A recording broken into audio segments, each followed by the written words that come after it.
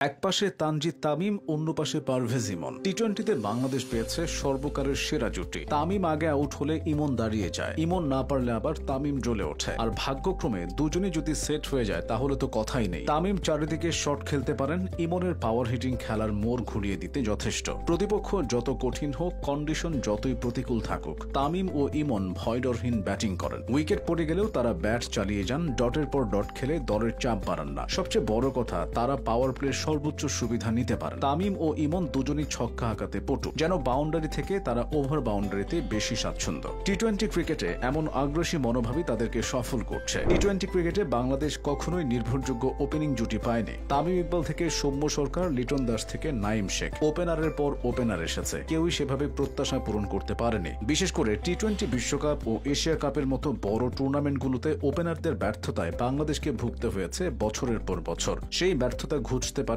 তামিম ও ইমন জুটিতে। দুজনের বয়সটা কম, এই বয়সেই তারা জাতীয় দলে থিতু হয়েছেন, তাও আবার সবচেয়ে গুরুত্বপূর্ণ পজিশনে। তামিম ও ইমনের বোঝাপড়াটাও দারুণ। তারা দীর্ঘদিন থেকে একজন আরেকজনকে চেনেন। দুজনেই ছিলেন 2020 সালের বিশ্বজয়ী অনূর্ধ্ব-19 দলের সদস্য। তাদের কল্যাণে বাংলাদেশের শোকেসে ধরা দিয়েছিল যুব বিশ্বকাপের সোনালী ট্রফি। ফাইনালে ভারতের বিপক্ষে তামিম এসে আগ্রাসী শুরু, আর বিপদের সময় চোট নিয়েও ইমনের লড়াই 5 বছর চলে গেছে, তবে স্মৃতিটা এখনো তরতাজা। যুবদল থেকে দুজনে এখন জাতীয় দলের কাণ্ডারি, তাদের দায়িত্বটাও তাই অনেক বেশি। তবে জাতীয় দলে তামিম ও ইমন জুটি থিতু হতে সময় কম লাগেনি, ছিল অনেক অনিশ্চয়তা। দুজনের মধ্যে সর্বপ্রথম জাতীয় দলের জার্সিটা গায়ে জড়িয়েছিলেন ইমন। 2022 সালে জিম্বাবুয়ের বিপক্ষে তার টি-20 অভিষেক হয়। অবশ্য একটা ম্যাচের পরই সে সময় বাদ দেওয়া হয়েছিল তাকে। দীর্ঘদিন ছিলেন নির্বাচকদের বিবেচনার বাইরে। অন্যদিকে জাতীয় দলে তামিমের পথ চলা শুরু হয় 2023 সালের ওয়ানডে দিয়ে। সে বছর বিশ্বকাপের ঠিক আগে তামিম ইকবালের শূন্যতায় ওপেনার হিসেবে তাকে বেছে নেওয়া হয়। শুরুটা খুব একটা ভালো না হলেও টিম ম্যানেজমেন্ট তামিমের উপর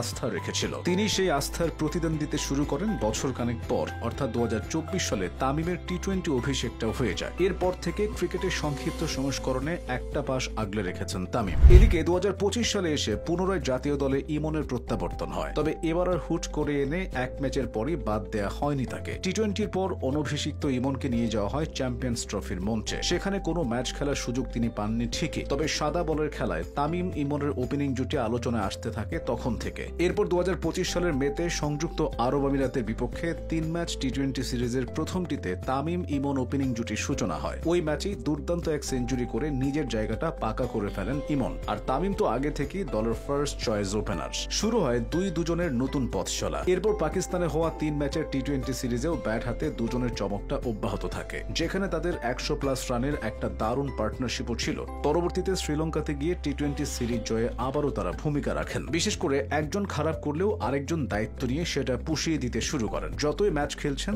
তাদের অভিজ্ঞতাটা আরো বাড়ছে। তবে আগ্রাসী ক্রিকেটের ক্ষেত্রে দুজনের কেউই আপোষ করছেন না। দিনকে দিন তারা ওপেনিং জুটিতে বাংলাদেশের ভরসা হয়ে উঠছেন। এশিয়া কাপে বাংলাদেশের সফলতা ও ব্যর্থতা তানজিদ তামিম ও ইমনের উপরেই অনেকটা নির্ভর করছে। তারা হাসলে বাংলাদেশ হাসবে।